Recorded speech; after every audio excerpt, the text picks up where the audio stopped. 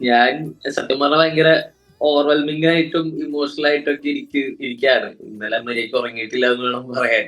ഉം. അപ്പോ ഭയങ്കര സന്തോഷം. കാരണം തിയേറ്ററില് ഭയങ്കര നല്ല റെസ്പോൺസ് ഉണ്ട്. ഞാൻ ശരിക്കും പറഞ്ഞാൽ ഇന്നലെ ഒരു 3 ഷോ കണ്ടു.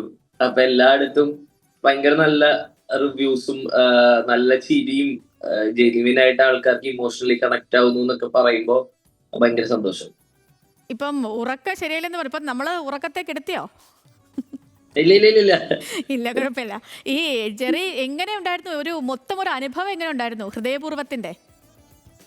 ഹൃദയപൂർവ്വം ലൈക് അതൊരു ശരിക്കും പറഞ്ഞ ഒരു മാസ്റ്റർ ക്ലാസ് പോലെ ആയിരുന്നു. നമ്മള് ഏറ്റവും ലെജൻസ് ആയിട്ട് കണ്ടിരുന്നവരെ എല്ലാവരും ഒരുമിച്ച് വന്ന ഒരു സെറ്റായിരുന്നു. അപ്പൊ അവിടെ അവരുടെ വർഷങ്ങള് നീണ്ടു നിൽക്കുന്ന കുറെ അനുഭവങ്ങളും അതിന്റെ കഥകളും ഇതൊന്നും അല്ലാതെ ലാലേട്ടന്റെ കുറെ തമാശകളും സത്യൻ സാറിന്റെ കുറെ കഥകളും ഇതൊക്കെയായിരുന്നു എന്നെ സംബന്ധിച്ച് പെർഫോം ചെയ്യുന്നതിനേക്കാൾ എന്നെ ഏറ്റവും കൂടുതൽ അവിടെ ഹാപ്പി ആക്കിക്കൊണ്ടിരുന്ന അല്ലെങ്കിൽ എക്സൈറ്റഡ് ആയിക്കൊണ്ടിരുന്ന കുറെ മെമ്മറീസ്. സംഗീതം ഇപ്പൊ എനിക്ക് തോന്നുന്നു തുടരുമിന് ശേഷം രണ്ടാമത്തെ പടമല്ലേ ലാലേട്ടന്റെ കൂടെ ഹൃദയപൂർവ്വം. അപ്പോൾ തുടരുമിൽ നിന്ന് ഹൃദയപൂർവ്വത്തിലേക്ക് എത്തുമ്പോൾ എങ്ങനെയായിരുന്നു? ഒരു മാറ്റം എന്തെങ്കിലുമൊക്കെ ഉണ്ടായിരുന്നോ?